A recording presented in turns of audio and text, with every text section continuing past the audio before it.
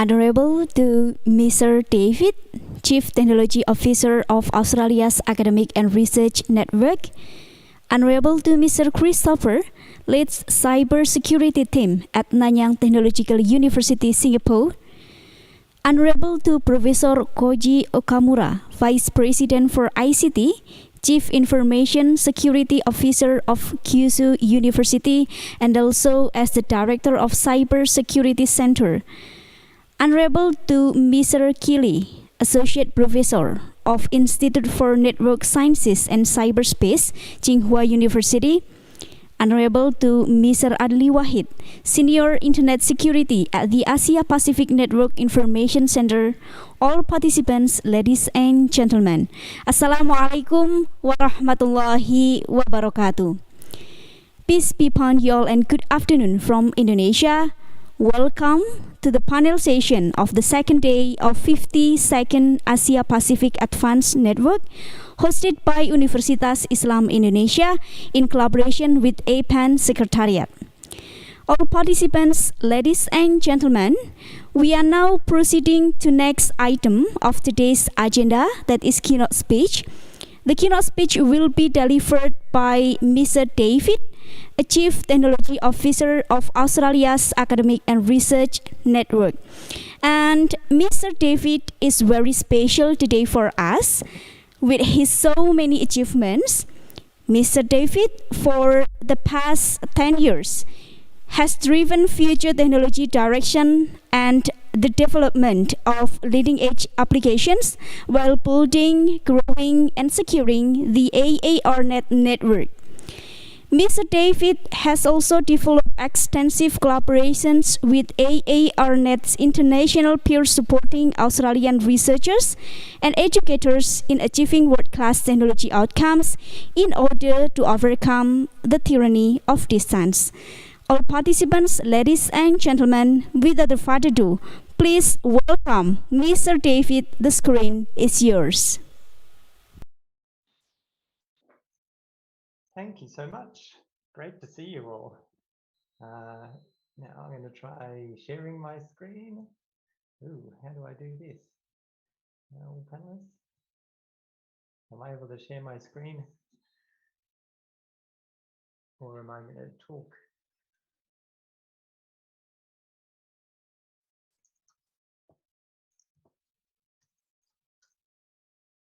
Here we go, it's sharing. Here we go, that's better. Okay, are you all seeing the right presentation, I hope? Sorry about that. So my name's David Wild. Thank you so much for that, that introduction. I'm going to be talking to you not so much in my capacity as ARNET, but representing the GNA-G, of which I'm a member of the leadership team. But I'll talk a little bit more about the GNA-G group later on. I thought I'd start off just by talking a bit about the Global R&E Network that we're all part of, and why that's important, and maybe some of the threats and opportunities in front of us in the coming couple of years, because I think this is a really important area for us to really get our heads around if we're going to succeed as research and education network operators. So I took a diagram off the GNA-G website, which shows a sample of a number of the network projects and links that we collaborate on in various international groups. And I've started with that because it's an impressive set of connections, so links between countries and then exchange points within countries. But it obviously doesn't show the whole picture of our Global R&E Network. It just shows some of the ones that we collaborate on in delivering global connectivity to research and educators. If I then I've taken the ARNET network map, which is our own view, and so obviously the ARNET network links appear much more obviously in this, and you can see our connectivity all around the country where we connect universities and schools and our other customers. But we also have our international links, some of them our own, others of them in collaboration. So the CAE1 link that runs from Singapore all the way to London, which we do in conjunction with a number of other R&E networks. And you can see hidden in the background there, light blue links, which try to give an idea of all of the other global R&E networks. So Internet 2, Canary, the TAN network is in there, KISTI, Singaren hidden away in there somewhere. And now this is starting to get a little bit closer to what the global R&E network is, because it's not just an NREN or a regional network or a provincial network. It's the collection of all of them put together, really. And it only works when we're all working well together. So essentially, and many of you are thinking, well, of course, we've been doing this for decades now. But I think this is really important for us to keep in the forefront of our mind going forwards, that we can't be operating as individual networks anymore. We're forming a global research indication network. So national networks like ARNet, provincial ones like CNIC in California, and regional like NordUnet or GEON, for instance, TAN. But also the R&E network extends all the way out to the user. So campus networks at universities, big science projects. So for instance, the CERN and the Large Hadron Collider is a great example, but they're in every country. We have a synchrotron in Melbourne, close to where I live. Supercomputing facilities, HPC facilities, and also sector operated high performance computing and just cloud compute. So running OpenStack, for instance, to enable researchers to do that. I know in Canada they have some great facilities like that. And instruments too, where there aren't necessarily people, but they're generating enormous amounts of data. So the SKA and its Pathfinder telescopes are great examples of that. All of these brought together form the global R&E network, and we need to ensure that it works as a single entity. And I included one more icon just because I really liked it and couldn't find any excuse of how to include it in my diagram. ARNet has been around for 30 years. Many of the other research education networks have been around close to that or longer even. And we've been successful for many reasons, but not many companies these days are still around after 30 years or 40 years in some cases. And I've summarized, I think, some of the reasons that I believe that we've been successful as a group. First off, we provide great network connectivity. And I don't think we take that for granted at all. We do it differently to telcos. So rather than trying to put in place the bare minimum connectivity and squeeze as many users and as much traffic down that until people start to complain, no, we build white space into our architectures to ensure that the user can pull large amounts of data through without having to worry about being rate limited or throttled or congestion happening. So building a really good network has been the core to our success, but that's not, I think, sufficient, or it's not everything that we do. Secondly, collaboration has been key to our success, and this is something that we often can take for granted, but having worked for commercial telcos and ISPs and other organizations, it's not like that in the rest of the world. So the fact that NRENs collaborate with each other, that we collaborate with the campuses, the fact that the universities and our other customers genuinely see us as part of them is a really valuable thing, and it's something that we need to foster as much as we're possibly able to. And more than that, go further than we are today. So the network engineers, we can't just be running great networks. We need to be talking to the researchers to find out what they genuinely need, and vice versa. Third one then is services. We've built some really successful services, and often they're because we work together. So I'm thinking EduRoam or EduGain, or just federated identity in general. Looking into the future, and I'm going to talk about this a bit more, but cybersecurity services are going to be vital to this. And again, we can only do this if we're working together. And then the final piece then is innovation, and that's a tricky one because you can't force yourself to innovate. You can't tell your teams, right, go and innovate now. But it's been something that has been part of what we do since the beginning of our activity. So back in the beginning of many of the NRENs who are probably on this call, our networks are almost experimental test beds, trialing multiple protocols, seeing which one ended up winning. Now that's not the case today. We are able to run test beds and experimental areas, but if I take ARNet as an example, we provide the only connectivity that universities have, which is a great privilege to be able to be in that position, but it means we can't be experimenting on that. Otherwise, they can't reach the cloud, they can't reach the internet, and the university stops working. So finding a balance there is really interesting, but I think it's vital that we retain that and that we keep innovating as a group. I thought I'd include just a little sidebar here, and that is around the question of services. One thing that we need to recognize, and having been around for a long time, perhaps you forget this, but things change continually. We launch services and they work for a while, and then either people don't need them anymore, or they're replicated commercially and you can just buy them off the shelf. And I don't think we should be scared of that. I think that's a normal aspect of being an innovative organization. An example we often use at ARNet is voice over IP. We launched that very early in the late 90s even. It was very successful. And then all of the commercial telcos picked it up. And so we stopped doing it and realized, no, we've done our job there. It exists elsewhere. Another example, we partnered with Zoom quite early on, maybe 6-8 years ago, before anybody knew what Zooming was.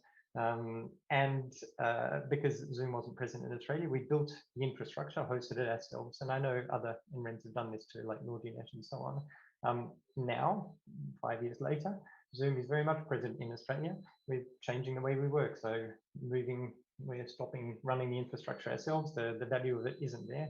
The partnership is still vital, but we're accepting things change and we move on. So I thought I'd talk a little bit about, before I go into where the GNA-G fits in this and how you can all get involved, is what does this all mean? So yes, we all are part of a global network of networks running services for researchers and education organizations. Can't we just keep doing that? Well, I think the answer to that is that in the coming couple of years, accelerated perhaps by COVID and the financial pressures on institutions, we're entering some tough times, and we need to be really careful about how we address them. So fortunately, for every threat, there's a corresponding opportunity. I've kind of teased out what I think to be the 3 areas that we really need to be focusing on in the coming couple of years. The first one is a fairly obvious one. I'd like to think cybersecurity. If however much you're focusing on cybersecurity within your organization, I can almost guarantee it's not enough. The reason this is a threat, obviously, is because we as NRENs or campus networks or regional networks, we connect universities, and universities and research organizations hold incredibly important, valuable intellectual property. And so we're a target. I've been thinking about getting a t-shirt for my CISO, my Chief Security Officer, with big target on the back, but he doesn't need that, he already knows it. The opportunity there, however, is that we're in the perfect position. We have an unfair advantage compared to any commercial alternative to be able to help our sector. So for many of you, ARNet included, we carry all the traffic to and from the university. So and then secondly, cybersecurity is hugely about trust, and we have that trust with our member organizations. So we're in a wonderful position there. The second challenge I think we're faced with is competition, and this comes back to the pressure on institutions, on the research and education sector in general. And it's because there are a lot of hungry commercial organizations out there, ranging from telcos wanting to like grab the connectivity business, ranging to service organizations wanting to take on that type business. To give an example, these days everyone seems to sign into applications using their Google login or their Facebook login. Well, what does that mean for federated identity? If every student's got a mobile phone with unlimited 3G or 4G or 5G data, what does that mean for EduRoam? So competition is something that we at ARNet are seeing keenly, and I think all of you should be also. So again, we're a target this time for the business that we're running on behalf of the sector. Our opportunity there, though, is that, again, we're in a really key position with a long history of doing things well. We can partner with, and the word that I always retain is cooperation, so halfway between competition and cooperation with organizations like AWS, who could potentially become threats or competitors. If we work with them, then there's the opportunity there for us to work very closely with them. And that could be the cloud operators, the CDN operators, other telcos, swapping or partnering. So I think, again, if we're careful and bold with the way we move forward, we've got the opportunity there to succeed hugely. The final piece that I think is a challenge ahead, and this refers back to what I was saying before about that innovation piece, is our members, and this is certainly the case in Australia, and I believe it's the case elsewhere. The expectations that our members and our customers have on us has changed enormously over time. So we need to be a mission critical telecommunications grade with SLAs and so on. The network can't go down. Our services need to be reliable. They can't go down. But at the same time, how do we retain that sense of collaboration, that sense of partnership, that sense of the university and us being on the same side, and supporting that long history of being experimental? How do we, can we manage to do that? Which are two very different drivers, I think. And I think for us as a global R&E network, or for individual pieces of that, we need to solve that.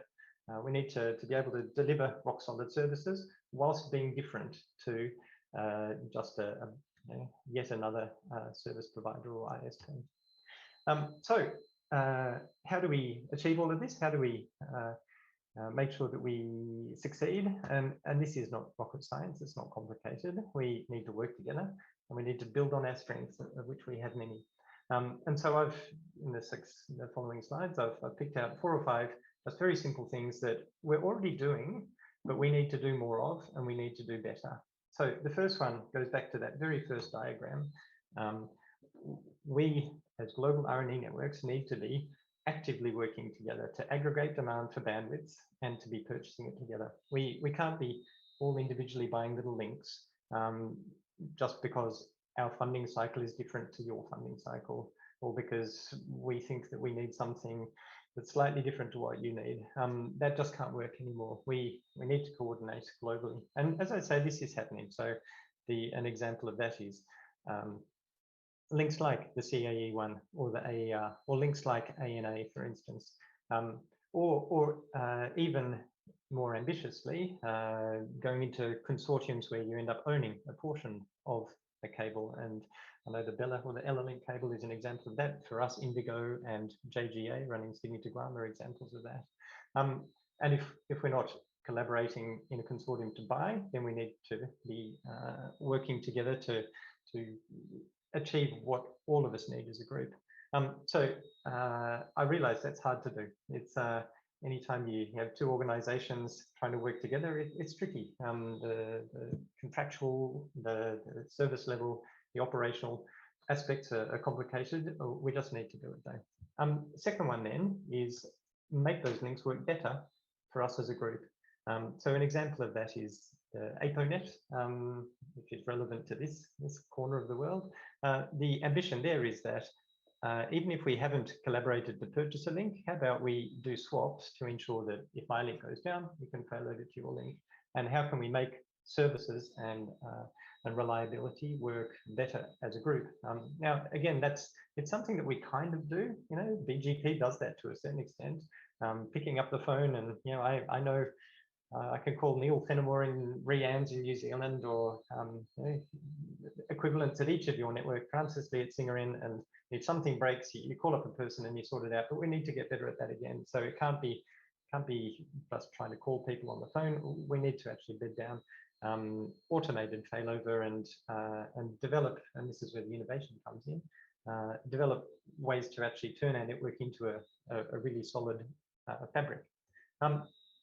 Again, these are things that we're doing. We just need to genuinely devote time to get better at them. The third piece is, third and fourth, actually, developing services. So we have done that. As I say, EduRoam, EduGain, the Shibboleth protocol are all real success stories. We just need to do that more. When I look around the R&E world, we're all duplicating I know what I'm trying to achieve is basically the same as what Internet's trying to do, or Canary, or HEANet, or SurfNet. And we all fall into that trap of thinking, well,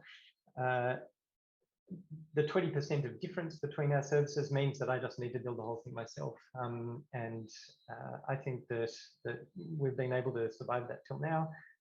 I think going forward, that pressure from competition and so on is going to mean that we can't afford to be that inefficient any longer. And it means that if we collaborate, then we're more likely to be able to run services globally, and therefore each of us individually will benefit.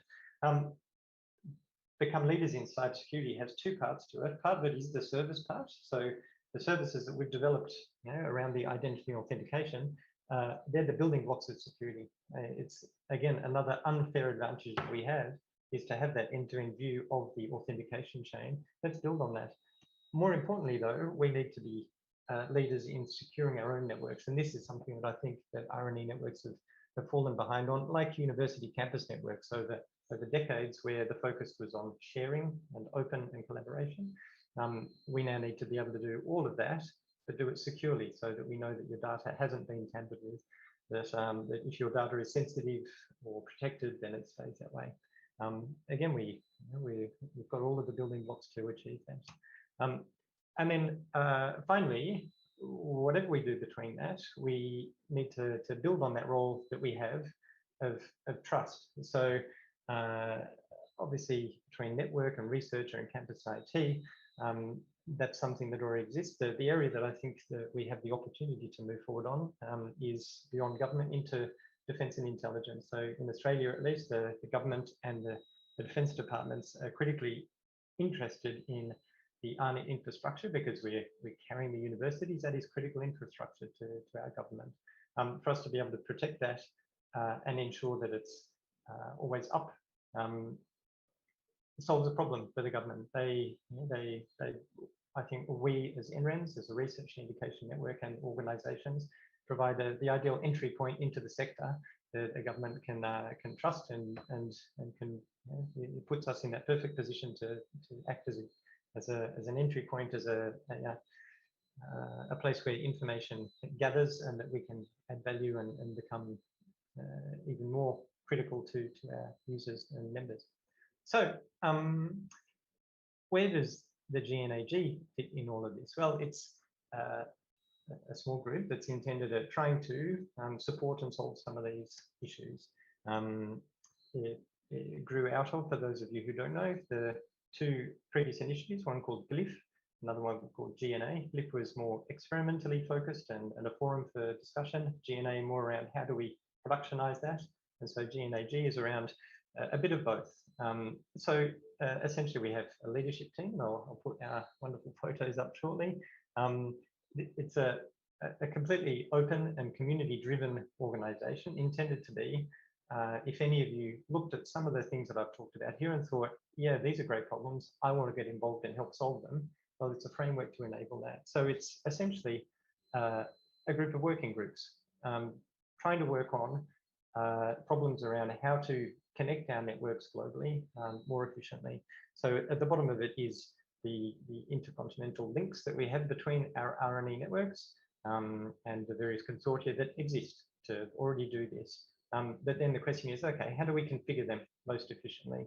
How do we ensure that the open exchange points between them are providing connectivity services the most effective way? And then we've got two groups of working groups, which are broadly innovation and research and development, and operationally focused. So the operational ones are how do we secure that global R&E network? So that memorandum of understanding between ARNet, CANSOC in Canada, GISC in Britain, OmniSOC, REN-ISAC in the States came out of that group there, or is linked to that group.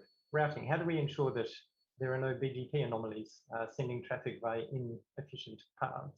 How do we help students during the COVID time who were stuck, unable to return to their home country or their study country? How do we help connect them back so that they have a continuing experience? And how do we automate our R&E networks by sharing information? And then over on the R&D side, how do we get better at telemetry? So measuring our network for performance. AutoGoal it's been around since the Glyph days of running open exchange points. Ryan and Tom from Canary and Jean are running a GRAN mapping. How do we illustrate this amazing resource that we have of the Global R&E Network? And then finally, Harvey Newman running a group on ensuring that the researcher and the network are meeting each other's needs and understanding each other's needs. So I would encourage you to get onto the GNA-G website, and I'll include the link. And if any of these jump out at you, put your hand up and join in. The intention of them is to provide a cycle. So between all those various groups, how do we ensure that research and education communities and projects are feeding information in and hearing state-of-the-art infrastructure, new techniques and so on out. Now, all of that sounds very impressive, I'm sure, but it is still just a group of people. So the leadership group currently is spread from around the world. So as you can imagine, our calls are at very strange times for some of us at any one time.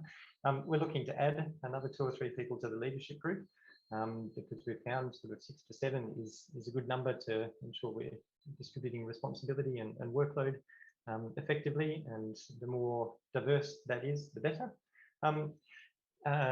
For more information about what we're up to and so on, there are a few different ways in. So first off, we have a website, and the working groups you can see are hidden away on that, and there's a contact form too.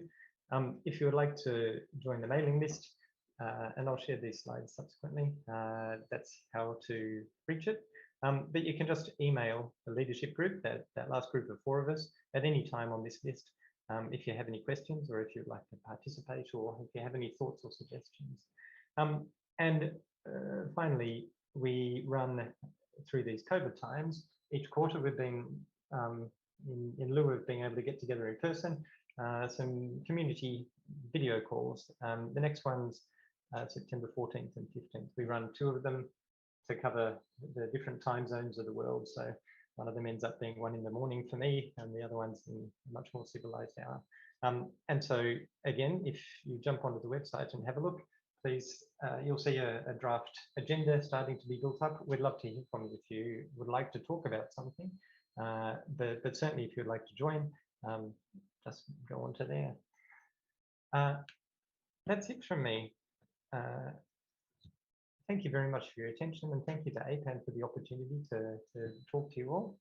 It's been a pleasure, and if you have any questions, you have my contact details there, and otherwise, hopefully there's some Q&A time today.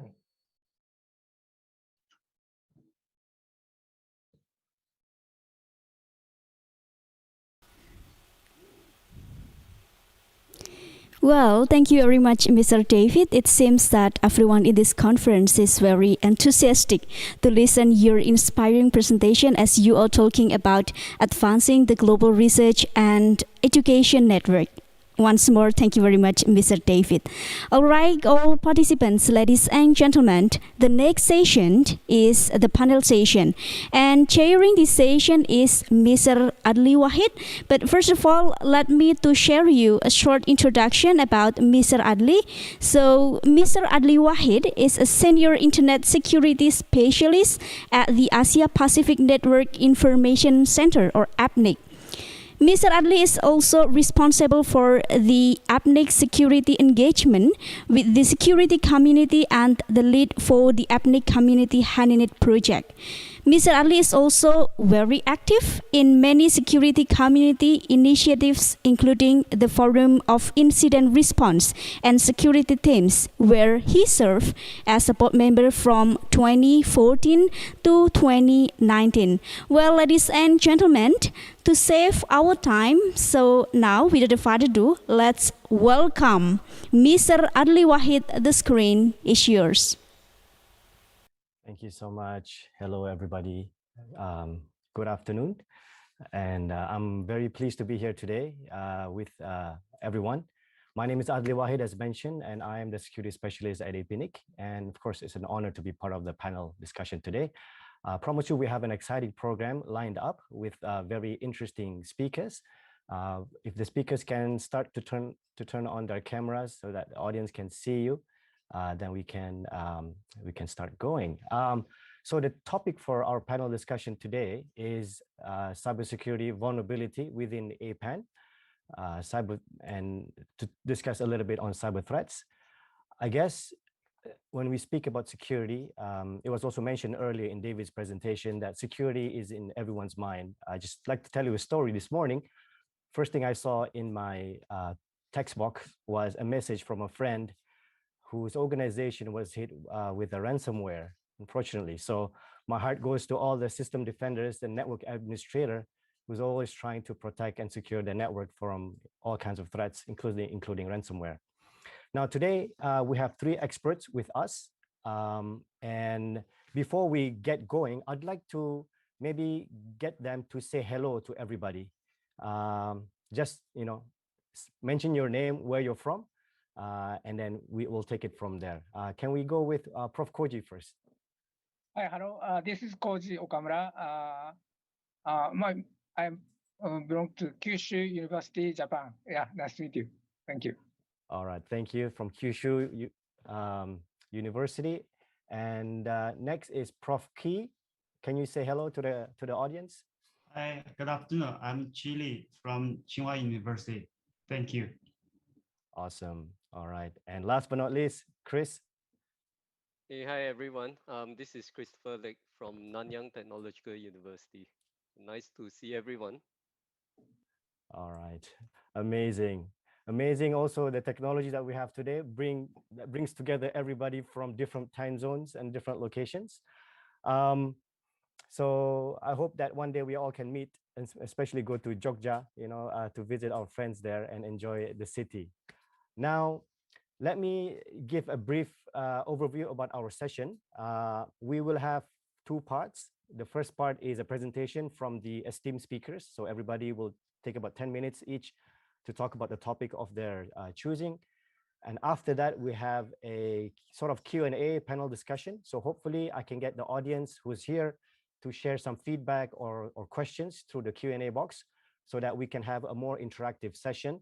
You can put your Q&A, your questions here in Zoom, or I've seen some question in the WOVA app as well. So you can put them there. I'll keep my eye on both so that we can take it up. Now, let's get started with the first presentation. And for that, I would like to invite Prof. Koji to share his presentations. Okay, thank you very much. Please wait.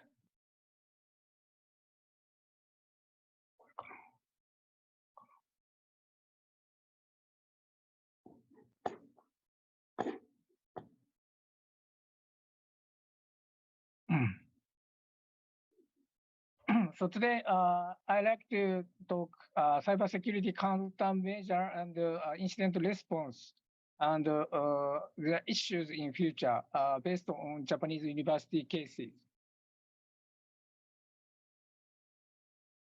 So firstly, I like to self-introduction myself. So actually, I am a little senior guy, and the first APAN join is APAN12. It's held in Penang in 2001. At that time, high-speed internet between Japan and Korea was very hot topics, and I worked for this. And also, I support medical things. And from 2004, I become the application area director, and I served that jobs in APAN. And also, Fukuoka City hosts APAN meeting twice. The first one is 2003 APAN 15, and the second was 2015, 6 years ago, APAN 39, collocated with APNIC. And of course, I worked for this. And currently, I'm working in university, and my major jobs in university is network and security management. I'm one of professor in computer and network center. I served this job from 1996. Then I think this history was older than APAN. I think APAN started 1997. So I was working before the APAN. And recently, I became the director of the Cybersecurity Center of Kyushu University. And from last year, I became a CISO, and I serving security things in Kyushu University. And of course, I teaching and research in university. So at first, I introduce Japanese COVID-19 situation. So, sorry, some Japanese characters, but you can understand this shape is Japanese country, and Japan is small, but number of patients with COVID-19 per area, per prefecture is very different. Of course, as you know, currently Olympic game is held in Tokyo. Tokyo area is very many patients. But another area, some prefecture is very many, but some area not so many. And Fukuoka is one of many places in west side.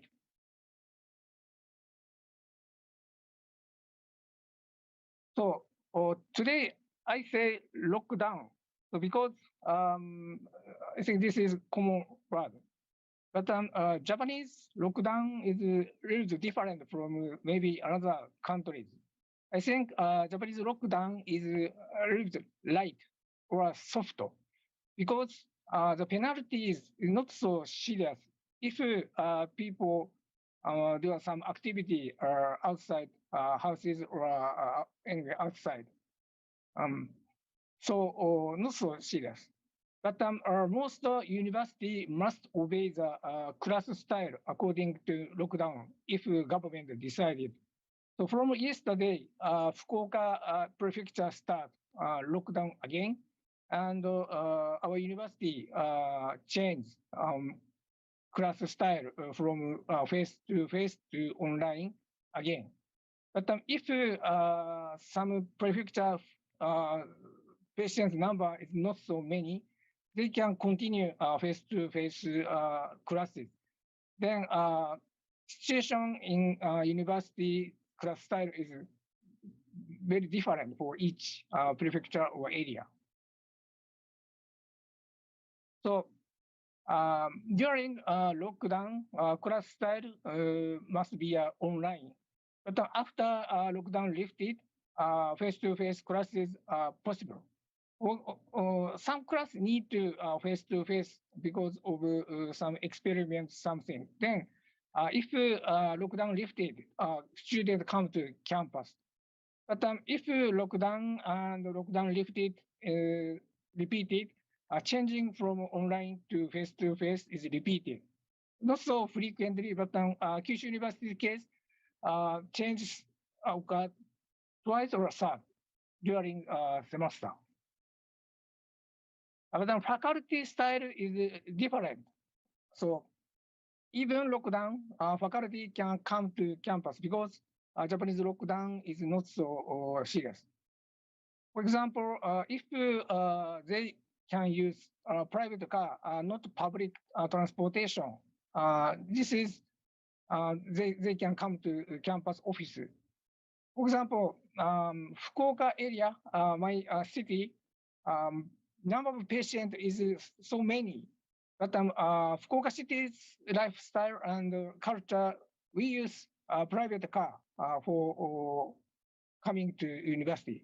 But Tokyo area, they cannot use car because of traffic jam or many situations. In that case, they keep online jobs. Then faculty's lifestyle is also different per area or prefecture. Okay, so this is a typical Japanese university campus network. Usually, faculties and students are in campus, and there is a big firewall, and some student or some faculty access outside campus. and most equipment are installed on on-premise system. So this is a very traditional security countermeasure and security incident response. So the important thing is watching or manage this firewall or IPS. And also most incident response occur inside the campus. And I think this is very easy to imagine. During lockdown, number of incident response is dramatically decreasing because students are not in campus. But I think this is not related to COVID-19, but some are related. So using cloud becomes popular. So especially outside the campus, people use cloud. And also inside people, members use cloud. So in that case, management of boundary is very difficult, especially outside the campus, faculty or student to cloud. We cannot see the traffic. And also incident response occurred not inside campus. So this is, I think, one issue. So most people, as you know, SASE, Secure Access Service Edge becomes popular. And in Japan case, I think it's a beginning. So we must study or learn how to manage this style. So this is last slide. Issue for future security and countermeasure incident response. So something new things are necessary, SASE or zero trust network security. So today I have some chance to ask the opinion from company or advice from company. So please give the advice.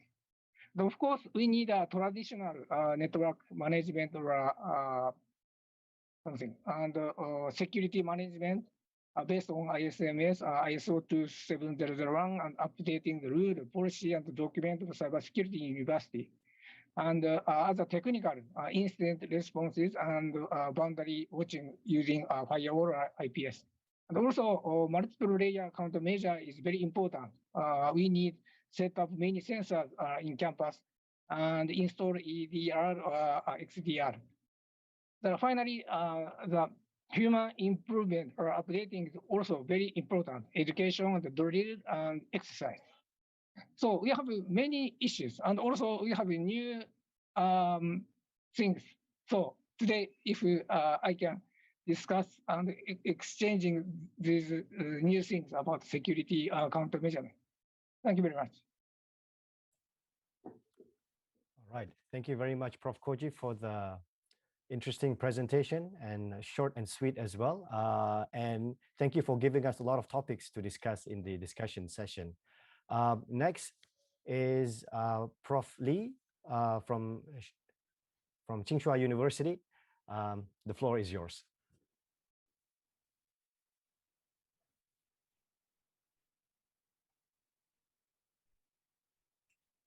Okay, thank you. So let me share screen. Sure.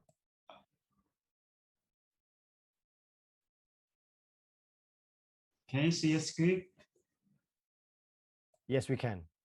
Okay, great. Good afternoon. So it's my pleasure to join the panel. So today I want to share some thoughts about the RPKI and the BGP security. So some opinion I think may not be accurate, but hopefully I want to stir up some interesting discussions on this topic.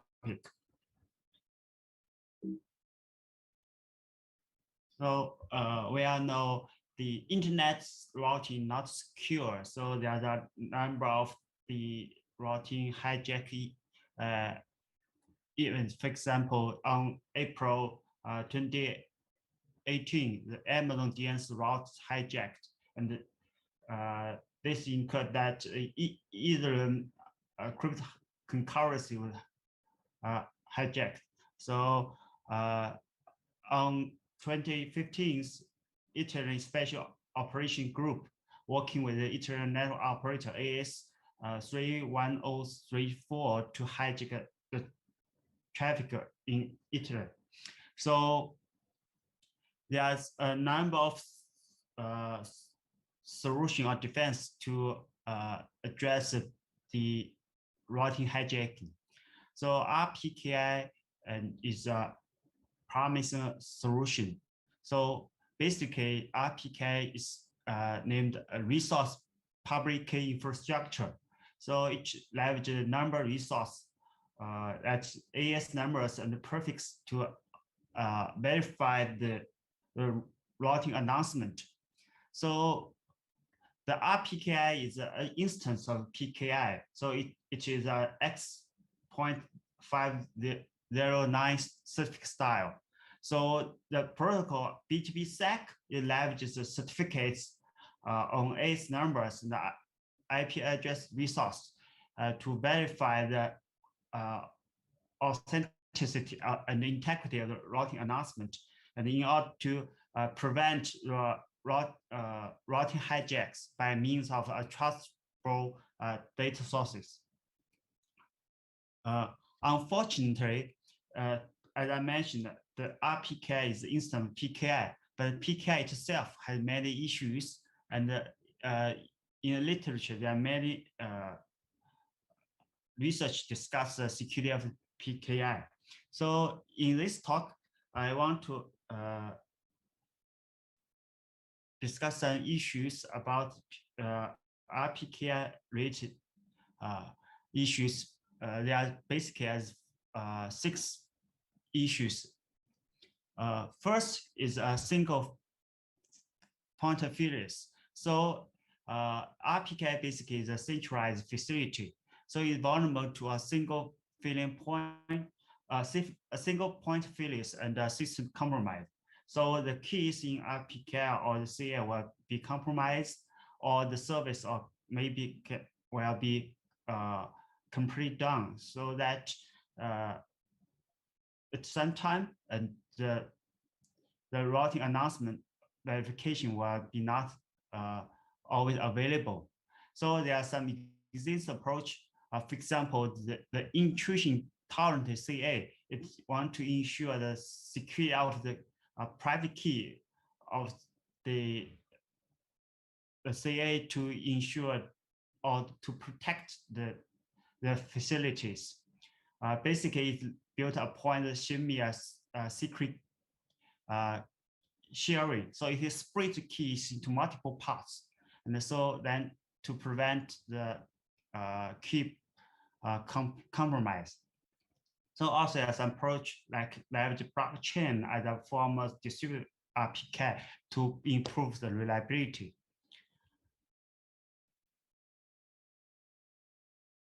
And the second issue is about configurations. So the object in RPKI may be faked or may be generated by misconfigurations. So it's difficult to ensure the authenticity of the certificates. There's some existing approach to address these issues. All these approach are only addressed for the the traditional PKI issues. So Google developed certificate transparency. They developed it for web security to prevent the certificate, the fake certificates in the web browsers. So also the CMU team developed IKP, basically leverage blockchain to verify the behavior of issuing the fake certificates. So this approach are basically aim to address the web securities, not for the routing security. So especially in the application layers. The third issue is about certificate revocation update. So the certificate revocation in PKI or RPKI is really difficult. So there are some approach like certificate revocation list and online certificate status protocol. So basically, this approach is hard to deploy in the network layer for the routing security. The first, another issue is dependency loop. So RPKI is to enable the security network layer, which is different from the traditional PKI. So PKI, for example, you use a network web security do not have such issues. So in RPKI, there may be some dependency loop between RPKI and the routings. So basically, there's a communication depends on the keys and the certificates, while the path or the certificate require the existing communication to exchange. So in such case, so the certificate distribution and the path verification will be they will depend on each other. So there's some dependency loop. As I know, they don't have any existing approach to address issues. And also there's some limited protection with BGPsec. Basically, RPKI issues the certificate combining the AS numbers and the prefix. So even with RPKI and the BGPsec, this is still vulnerable to different attacks. For example, in the literature, there are studies about wormhole attacks or timing attacks on the BGP. So there are some potential approach. For example, they leverage certificate to attest AS links, and they build consensus on route cost of the route change. However, this approach are very heavyweight. The last issue is incentives. So the RPKI or the BGPsec is required the ISP to deploy or fully deploy the protocols. So as far as I know, that attacks and misconfigurations are relatively rare, but the routing attest or the routing announcement verification is the cost is relatively high. So given the protection effect is not very clear, so the deployment incentives may be an issue. So here is a summary that actually the issues I mentioned is extensively discussed in the academia. So I'm not sure if this issue are real serious in practice. So I think the issue where will be maybe was serious where the RPKI and the BGPsec is widely deployed on the internet. So is that a decentralized trust the right direction to secure routings? Now we're working on decentralized facilities. So in this panel, I think maybe we can say if the decentralized trust is a decent approach to secure the routings. Okay, that's my talk. Thank you. Thank you very much, Sheshef, Prof. Lee, for sharing your perspective on RPKI and routing security in general. This is something close at heart as well for us here at APAN, as we've been promoting RPKI and getting the community to discuss more about routing security. But more on that in our panel discussion. The last presentation that we have for today is from Christopher. And Chris, when you're ready.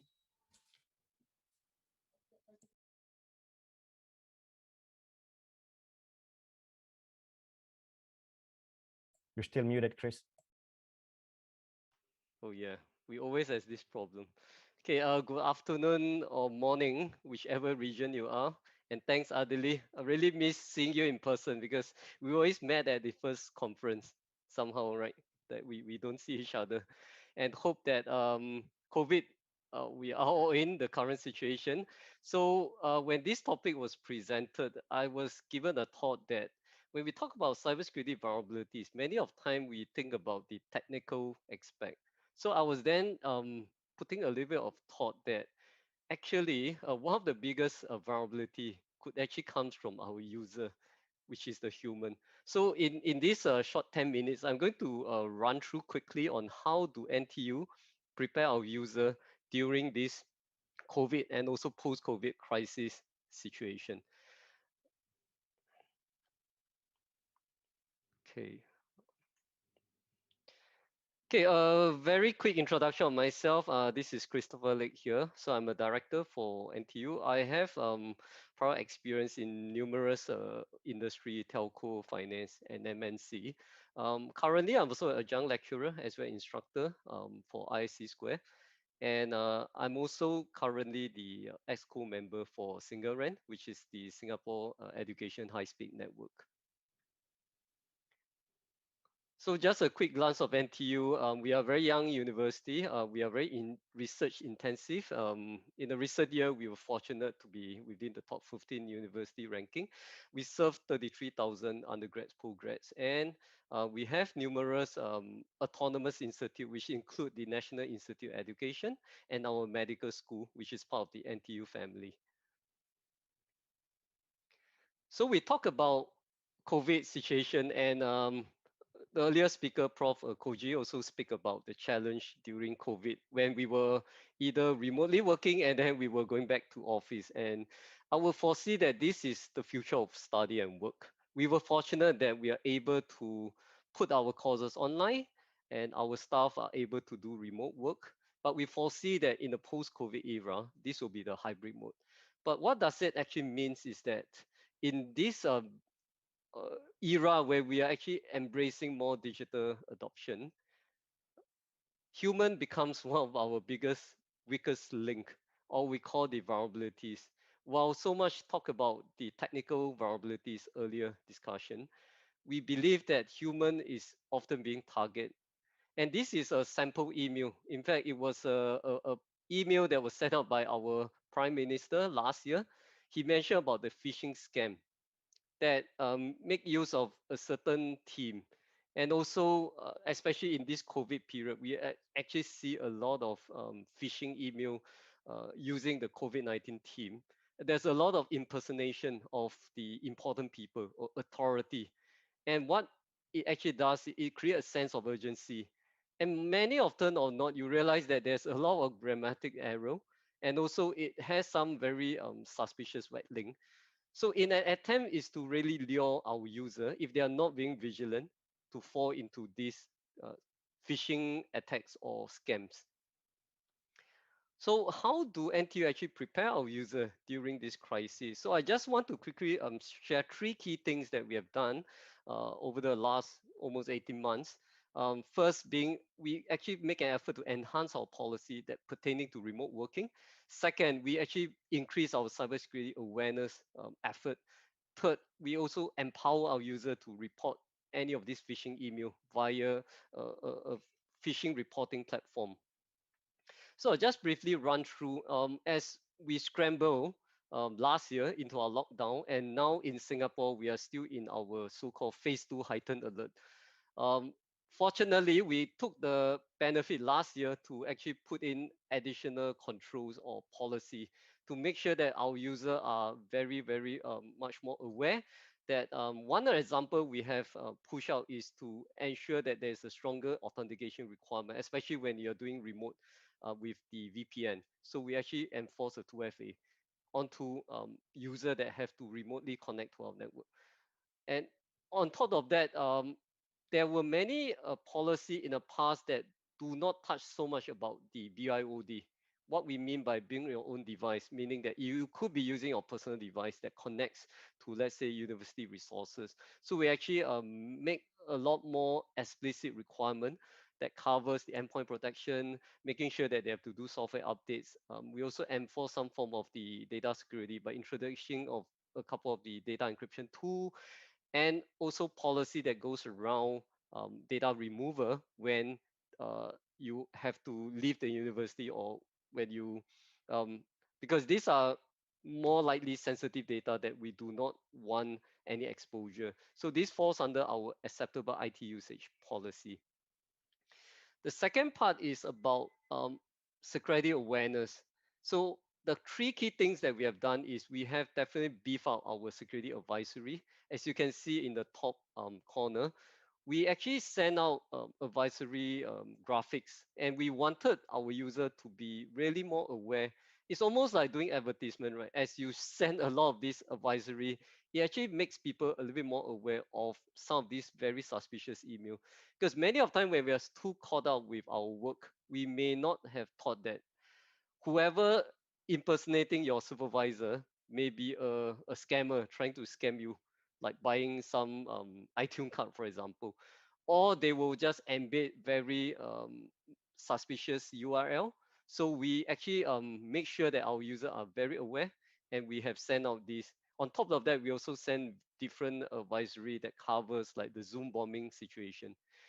And second thing is on the cybersecurity awareness causes. As we move on to online, we decided that the best way to do our outreach is to also create a series of the in-house online cybersecurity awareness, as you can see. So basically, we focus on these four key topics as our key launches. And this is something that we have built in-house, and they were in bite-sized, less than 10 minutes kind of videos. And we actually use a team of animals, and we actually have a very interesting animation around different scenario. How do user be aware of phishing? How do user practices the habit of having good password combination? For example, you don't use the commonly used password, or your birthday, etc. Data security is one key area that we also make a point to ensure that our users are very aware of what kind of data they're dealing with and how do they properly secure them. Last but not least, I mentioned about AIUP earlier. We emphasize a lot on the cyber hygiene, making sure that our users are also working safely, even though they are connecting from home. So during lockdown, many of us were stuck. We can't go out, right? And I noted that many people also start to read a lot more than before.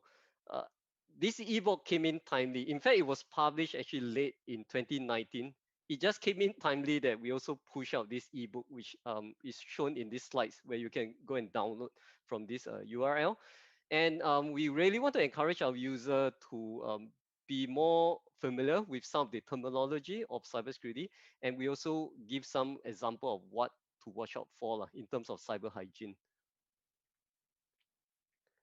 Okay, sorry. And the third part is talking about empowering our user.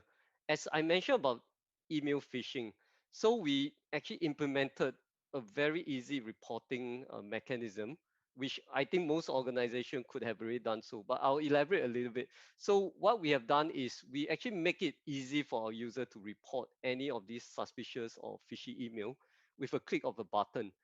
What it does us a lot of good outcome is that this email gain into this platform where we actually leverage on the machine learning algorithm, and it actually help us to actually do tagging on this email without too many of the manual effort. And this is being monitored by our SOC, and we can actually respond to any of these phishing incident more rapidly by identifying some of these phishing email that was reported, and then we can quickly quarantine them over in our email gateway effectively.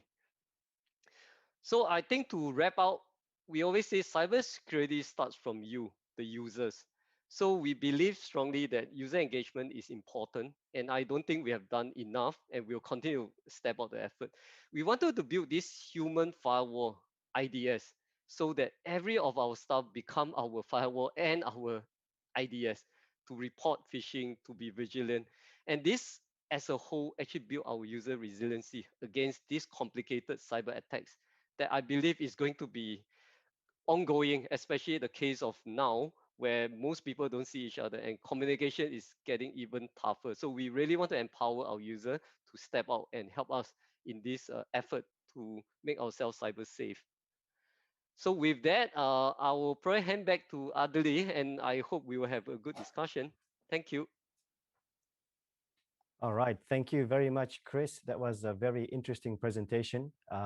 Definitely an interesting issue to be brought forth, the phishing, the scams, which take advantage of people's emotion and reaction to things. So I don't see any question yet in the Q&A section. And for the invisible audience out there, I know you're there. I know you're listening. I know you're interested in some of the topics being discussed. If you could, take a moment to write your feedback or questions in the Q&A, both in Zoom or I think also in Wova app. I'm keeping an eye here as well. Then it will help us to have some discussion. While waiting for that, can I ask any of the panelists, maybe Prof. Koji, because he mentioned something about zero trust, all the initiatives to secure the enterprise and the organization, and being a CISO for a university, what are the top 3 threats that keep you awake or make you think a lot during the night? Because in the industry, we hear about the usual thing, ransomware, malware, targeted attack. I wonder for the university environment, especially in your case, what are the top 3 things that make you worry? And thus, it motivates you to look into the security solutions that you mentioned in your presentation. Thank you. So actually, I very agree about Chris' talk. Important thing is human improvement. And especially, I want to ask Chris, how you achieve user engagement. So I saw you developed a phishing report system. So we need such system. How we keep in touch to user is very important. Yeah. Okay. All right. Yeah, jump in. maybe I can share a little bit on that. Yeah, user engagement is something we always feel that is never enough. And being in the very technical field all this year also make us forget about the human touch of things that we realize that is extremely important. So what we wanted to do is something simple. As you can see in a lot of this poster that we have made. So what we attempt to do is to simplify the message. So it's something that we learn from the marketer. They do a lot of marketing by flashing a lot of this brand and graphics. So we realize that sticks with people. So if you make it simple, you make it easy to understand, like 3 steps. It will actually definitely increase our user awareness. Second thing about the phishing, we actually didn't develop ourselves. We actually engaged a platform, which I not too confident to share the brand, but I would say that it's a good investment that we have made because it allows us to scale our ability to handle reporting, phishing reporting. As I mentioned about the use of machine learning, because we have an average of around close to 700 email reported. So you can imagine the SOC, we would not be able to handle such a volume because our SOC is not a huge SOC like I used to run in my MNC environment. But using the machine learning, we are able to learn the content and they are able to do a tagging. And we also integrate to like VirusTotal to help us to do a little bit of the scanning. So that effectively help us to effectively manage this. I could touch base with you for a more detailed discussion if you want to learn a lot more about the platform or the processes. Thank you very much, Chris. I have another question. So university, there are many level of technique. So for example, technician knows technical, but for example, very high level professor or secretary, their technical are very low. How deal with such people? Okay. Yes, this is not an easy solution. Like it's not a one size fits all. So as I mentioned earlier in my starting note, we try to simplify message. Oh. And also in our We also conduct simulated phishing exercises. What we would do is also we have a different team of the simulated phishing for different user group.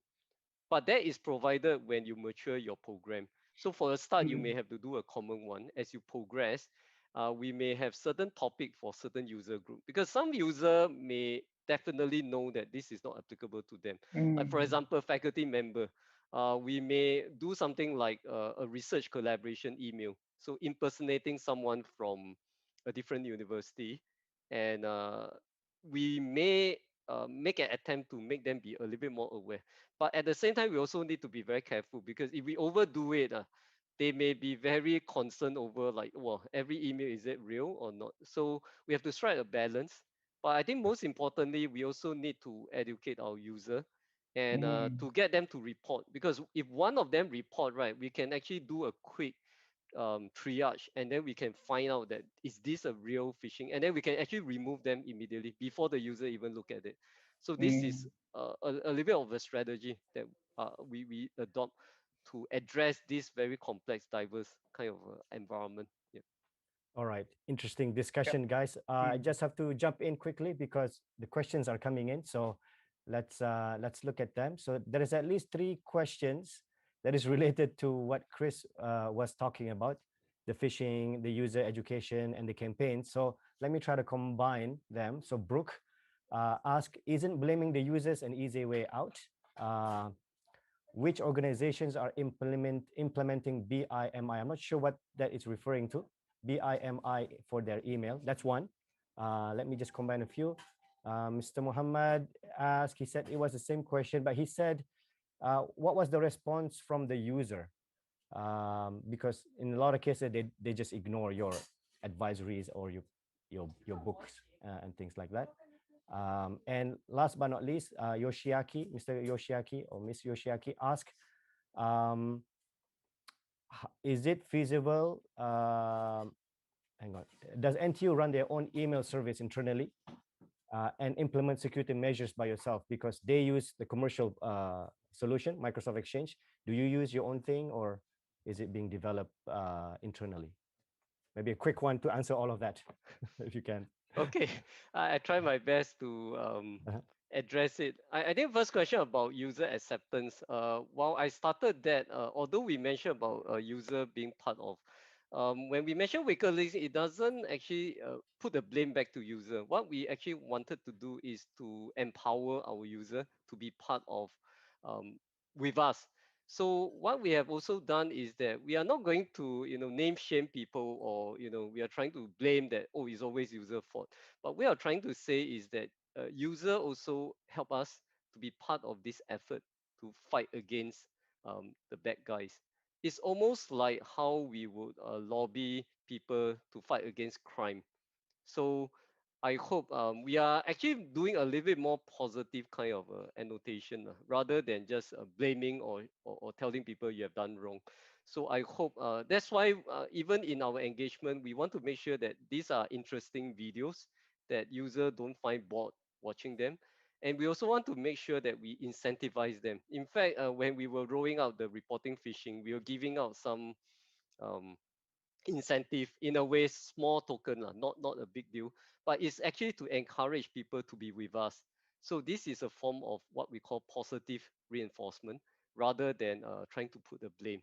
Yeah, so I hope that addressed to the questions. The one about the email, I would say that we actually leverage on the Microsoft O365 as well, but we also couple our protection with a different provider, which I'm not going to name them. What it actually means that we have to build a secure security in depth concept. So you don't rely on one single solution to be able to protect ourselves. So I would say that we have to use a multiple layer of defense, like email gateway, and the reporting phishing platform is one another mechanism that we are trying to fence against phishing email. So I hope that addressed to the question. Did I answer all almost? Yep. Okay. Pretty much. Yeah. Okay. Cool. Thanks.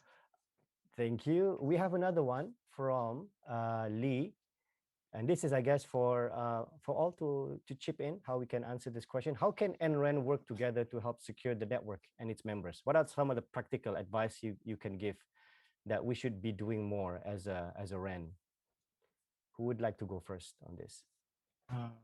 So I think it's not an easy question. So so I think first is not a perfect way to secure networks.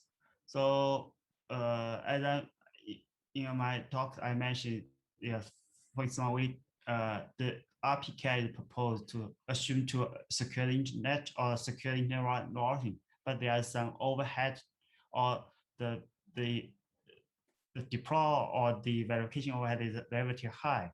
So on the other hand, the attack of now is more and stealthy.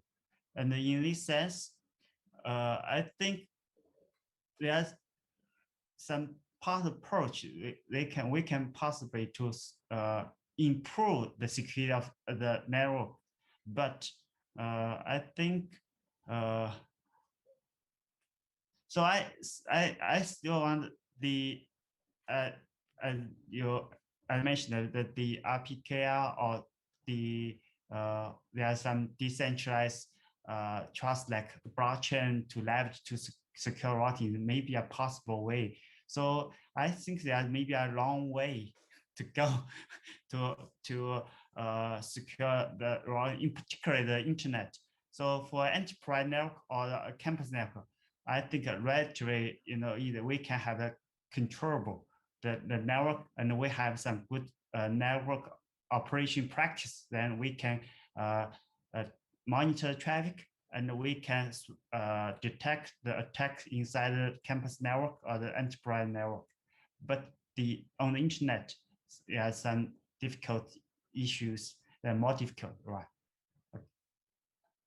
All right, thanks for that. Anyone else? How can we all work together to secure? I mean, of course, everybody will say we need to collaborate more, but what does that mean really?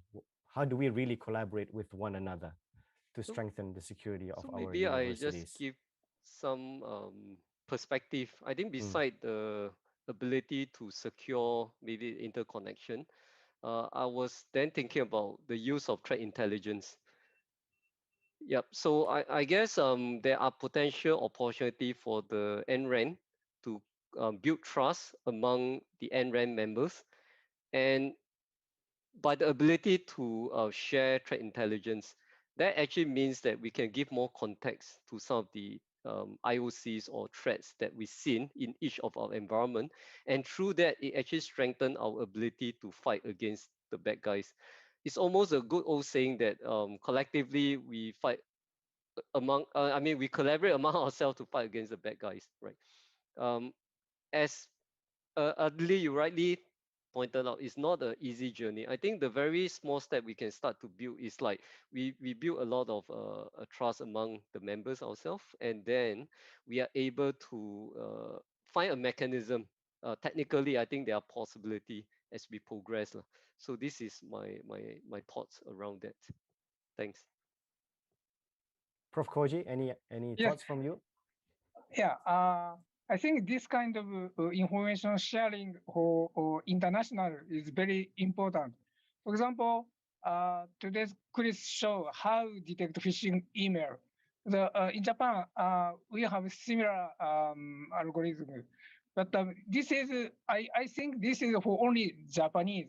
But the mechanism is very similar. But in Kyushu University, there are many foreign students from various countries. We wonder, Japanese is okay, but another country how teach. So such kind of information sharing is very helpful for me. Right. So I guess people like to do information sharing. I guess the next challenge would be how to enable that. I'm still waiting for more questions. There's one question on the WOVA app. So this question is from Anajat, and it's very open-ended. So I guess it's up to us we can take this.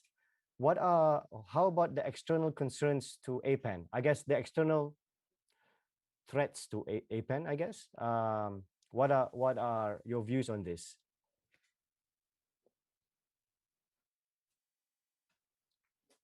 Anyone would like to answer that? It's a bit open-ended, but I think the question would be around, maybe the external threats or more external vulnerabilities related ones. Maybe beside phishing or beside, the things that we have discussed already, what are some of the other threats from external that we care about? Maybe if I have to share is that ransomware has been really quite a rampant scenario in many organizations, as we can hear in recent news as well. Of course, if we allude back to how ransomware, it could be just from a phishing email or any of our staff bringing, maybe unauthorized thumb drive that get themselves infected. So I would say overall, we need, like what I say, defend in depth. We need multiple technology at the same time, a different stack of the protection to ensure that we are protecting ourselves well. And that also include our ability to recover after a ransomware hit us, because then the question is about whether do you pay the ransom or not. Because many of the time, even you pay, you may not get the key. So that is always that challenge. Yeah, in many organizations. I'll just share my thoughts on that. Yeah. Anyone else would like to share their thoughts about some other threats, maybe? So actually, I have a question for you guys. Yeah. So Sure. do you think machine learning or AI is really helpful for security? So actually, I did a number of research on to leverage machine learning to detect the malicious traffic, detect some civil fraud.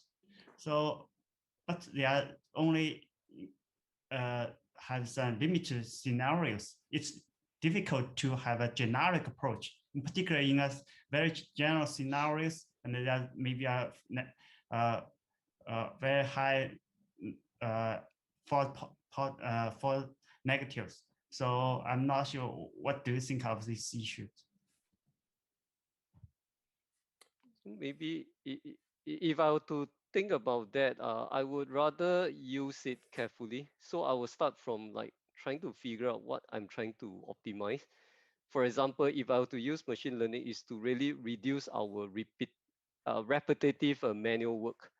And I don't believe there's enough technology, even AI, right? It cannot just replace a very experienced analyst or incident responder. So I don't believe it is even near to that. But what it do is it actually allow the repetitive work that the tier one analysts, they themselves are not interested to look at it even. And this will be a good scope of work that we will try to use the machine learning. Yes, there is certain false positive, all this, but we can do some reinforced learning by using human to do labeling and to enhance the learning. So this is my thoughts over how I would carefully adopt machine learning or AI into my environment. Okay. Okay. Thank you. I think adapting AI is up to how choice features. So I think Lee-san said you try to analyze traffic data, but traffic data choices features difficult. Traffic data include only IP address, port number, and time, and you need more another feature. So I also tried AI for traffic, but how detect features is very important. But I think AI is anyway useful. Yeah, if we can use AI properly. Okay, right. thank you. Yeah, so I agree that the AI is is a powerful tool. In some situations, we can really fully use the techniques to secure the network. Yeah. Okay, thank you. Yeah, I think, if we had more time, we could dwell into this. AI definitely has a place in security, but at the same time, there's a lot of experimentation going on as well on its effectiveness in doing defense and complementing other security tools and solutions that we have out there. So we have 2 minutes left and no more question. So I would like to maybe invite the speakers one by one to maybe give a 30 seconds last words for the audience and for all of us. Maybe we start with Prof. Koji. Yeah. Thank you very much, Chairing Adli. And Yep. also thank you very much. Very nice talk about trust routing for reason. And also I very impressed about Chris' talk, because the situation is very similar to Japan and Singapore. So if we can do this kind of information sharing by each country, each CSAT member, I think APAN become very useful, because we have many economics people, countries people. Anyway, thank you very much to the opportunities. Thank you. Prof. Lee, last words. Okay, thank you for your share. So actually, I think the network security or the enterprise security, I think is enterprise network security is really important issues. So I learned a lot from you, and I think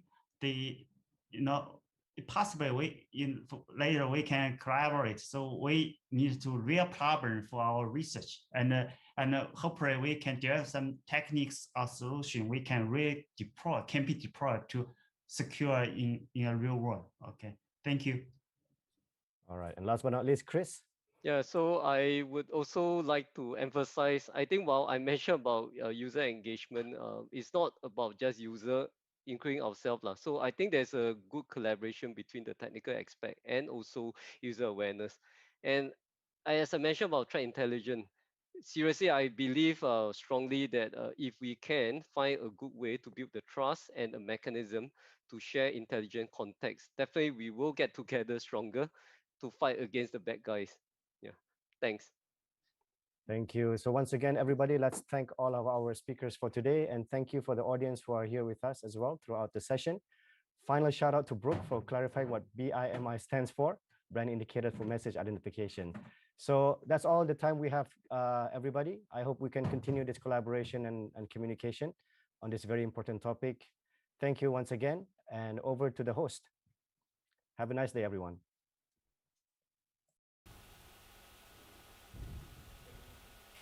Well, thank you very much to Mr. Adli for chairing the panel session. And of course, thank you very much to all the speakers for very insightful presentations and also continued by a very productive discussion. Once again, thank you very much to the chair and also the speakers of this panel session in day 2 of APAN. All right, ladies and gentlemen, so this is the last of the panel session in day 2 of 52nd Asia Pacific Advanced Network. But after this, we will have a social time. Thus, we would like to invite all the participants and also ladies and gentlemen to join us in special chat, and the link is already sent by the committees in your chat box, so please kindly check and also access the link to join for the special chat and join the social time. All right, ladies and gentlemen, so the last from me, good luck for the conference. Wassalamualaikum warahmatullahi wabarakatuh.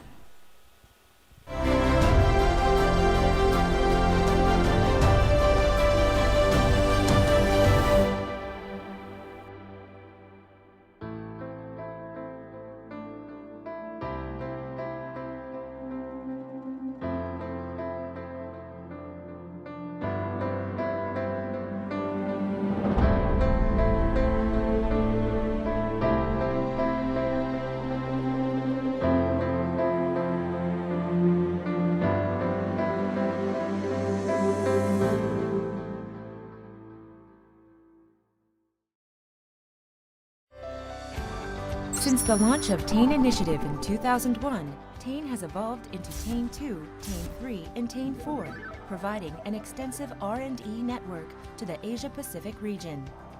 Now with Asia Connect, the success story of TAIN continues to enhance cooperation in research and education activities between Asia and Europe.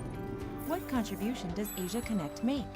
Asia Connect provides high-capacity and high-quality internet connectivity for research and education communities in the emerging economies, enabling them to take part in diverse new research and education opportunities. Asia Connect provides the capacity development programs for technical engineers and NREN managers so that they can make the most out of the opportunities it provides. Connecting Asia and Europe, Asia Connect enhances opportunities to leverage the e-infrastructure with high-performance networks and research collaborations for social benefit. Asia Connect contributes sustainable development goals by bridging the digital divide and brings Asia together by fostering digital and human connectivity.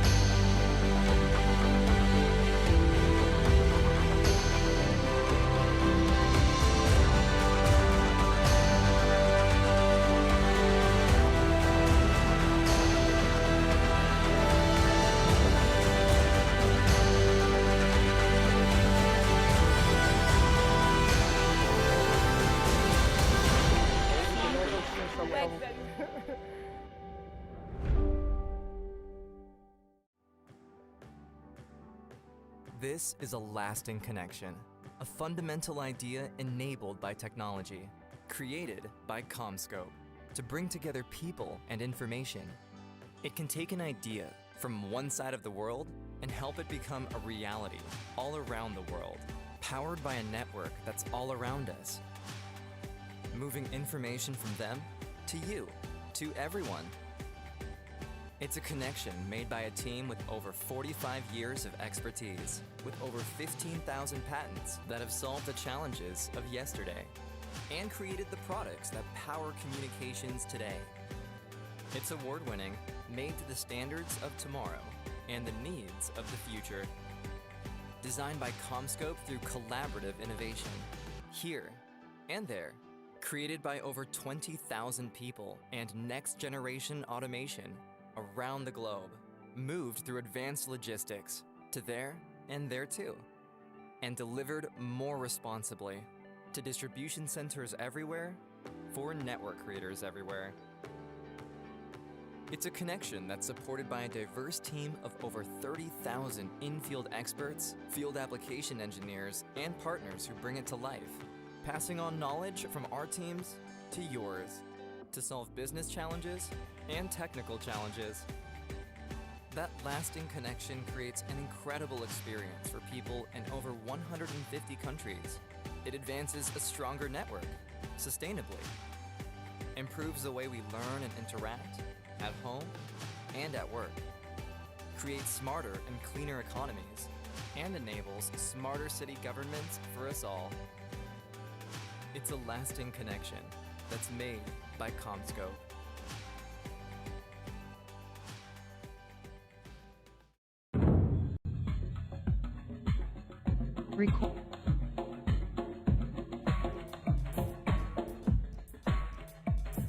APAN is the Asia Pacific Regional Internet Registry, or RIR. The RIRs manage the distribution of Internet number resources in their regions.